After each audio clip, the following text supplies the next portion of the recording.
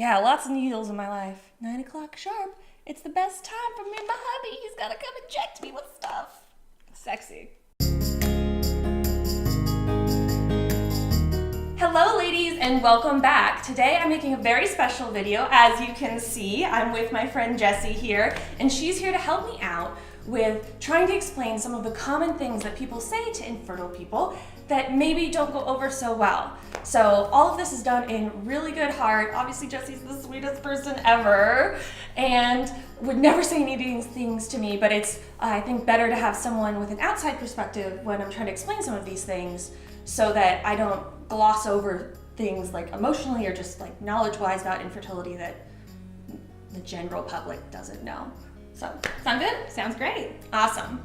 So like I heard on the radio once that stress makes it really hard to get pregnant. So, I mean, maybe you should just kind of relax.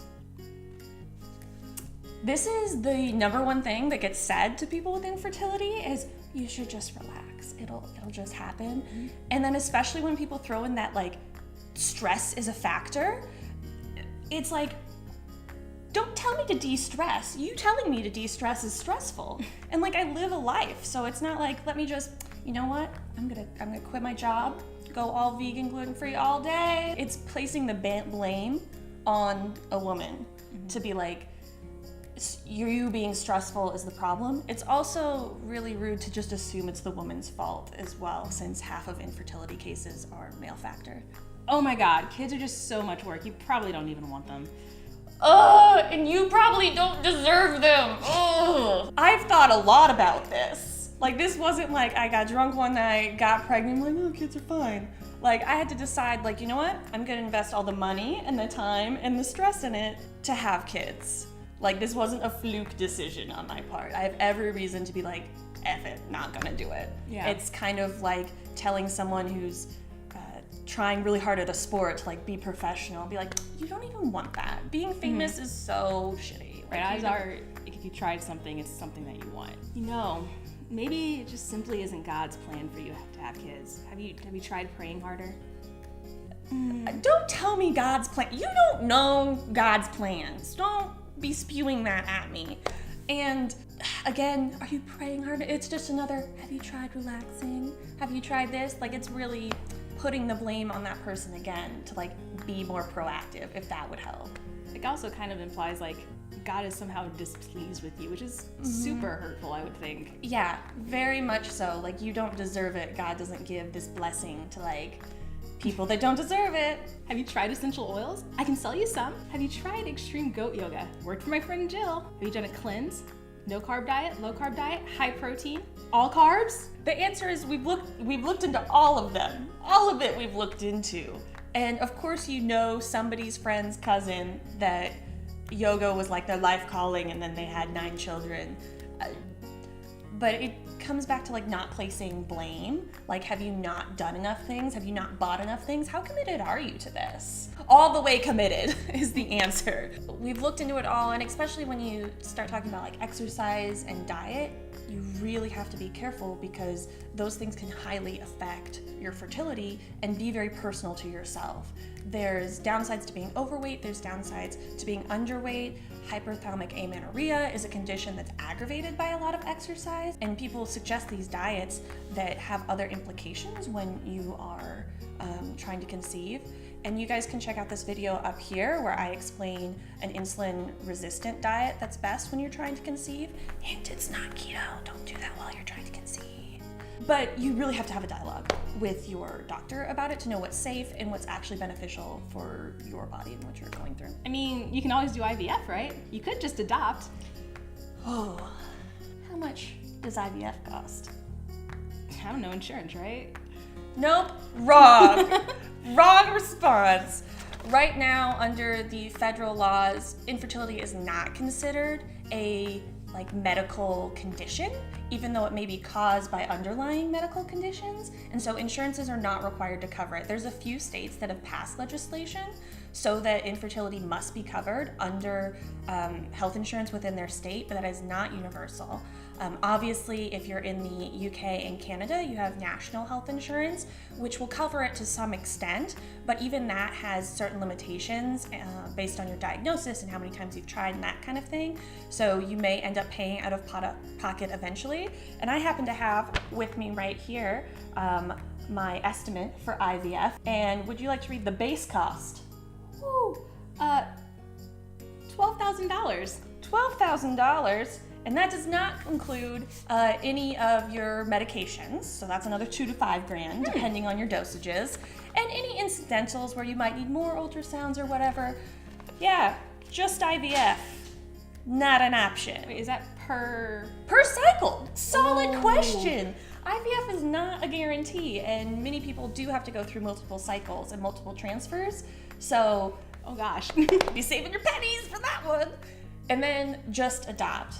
Adoption in the United States costs about, you really should have $30,000. Yikes. IVF is not an option for everyone, and adoption is a whole different journey. We live in a society that's problem solving, and a lot of times I think friends want to solve the problem. Yeah. And it's much better to just commiserate about the problem sometimes and be like, that sucks. Is it appropriate just to ask, hey, what can I do for you, or what do you need? Yes, and it's really good to say something along the lines of very affirmative, like, what can I do? Not, can I do anything? What can I do? What can I do this week? And then you might get the answer, no, I'm good. I'm not on any meds this week. I'm not doing anything. I'm fine. Next week is a whole new week and a whole new set of medications. So it's very valid to be like, what can I do? I mean, isn't trying this the fun part? Super fun. Wait, is this a needle in here? Yeah. Oh, at least you're young. At least you have a great job and a successful career. At least you don't have cancer. Yes, somebody has always got it worse, but this is the struggle that's happening right now.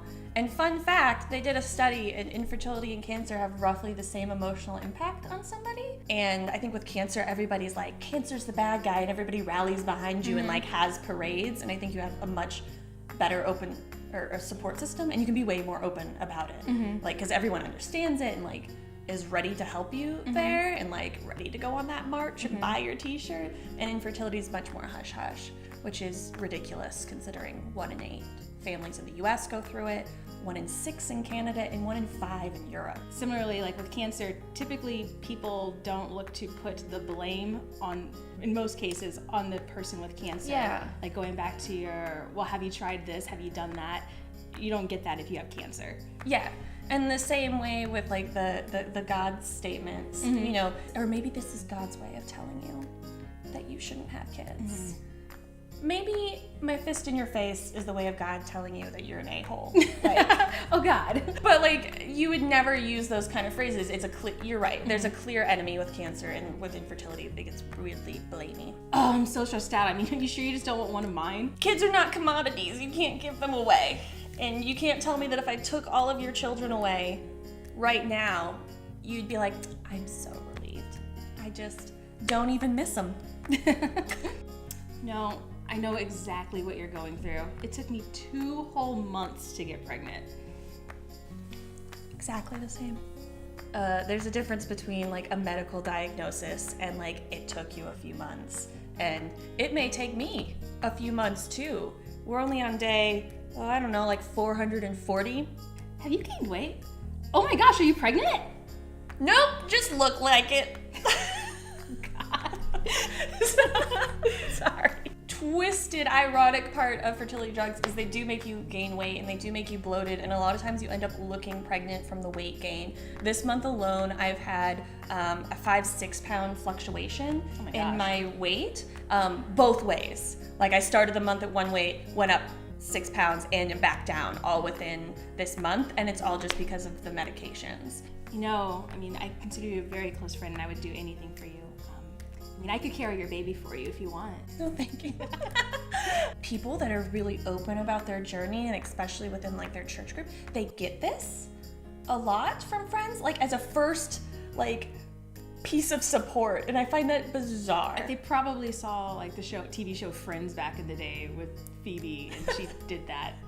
Yeah, it's inappropriate. One, because you've assumed again is the woman's fault, and that's why she can't carry the baby for some reason. And unless someone has come and asked you for that, like, it's just inappropriate. Again, a better response would have been like, let me know how I can support you in any way. I'm open to talking about this to whatever extent you want to talk about it.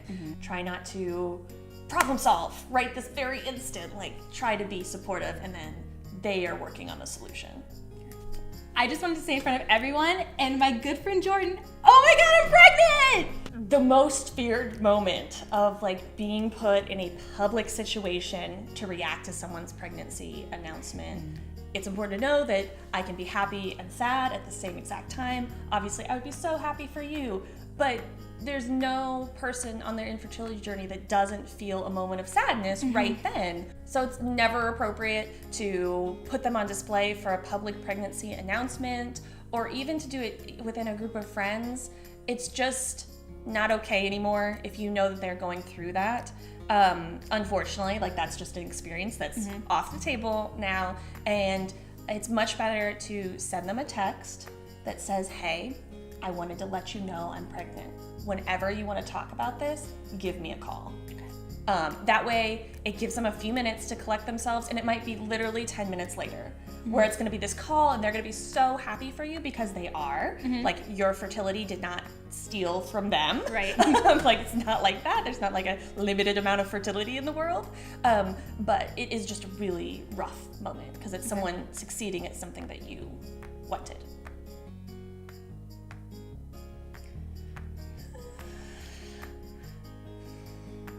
Good nothing face. I liked it. Thank you. The worst thing you can do after someone tells you about their diagnosis or their struggles or whatever is just give them the blank face. They've taken something personal and they've shared it with you, and some response is warranted. And hopefully videos like this can help you know the appropriate responses, not give them that blank stare of panic, of not wanting to offend them, but wanting to like just be done with this conversation. And hopefully it doesn't become an issue within anyone's friendship, because it's certainly the wrong words at the critical moment like that can really be damaging. So is there anything else that you want to ask? When things are going good, how do I best show that I'm supportive? And when things are going bad, like, I don't want to put too much pressure on you, but I want you to know that I'm thinking of you and I care.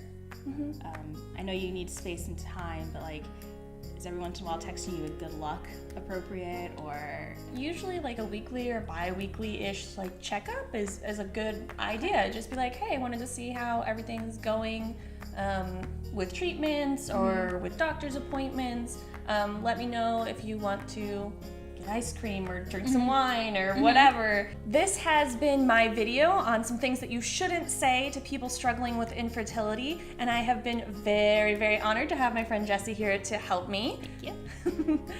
And if you guys want to give this video a like, I would really appreciate it, and hit that subscribe if you want to follow my personal infertility journey. But until next time, keep on fighting, ladies! Watch as I awkwardly try to get on this stool. Oh man, oh boy. Every other day, follicle scans, and they want to share with you, like, I have 3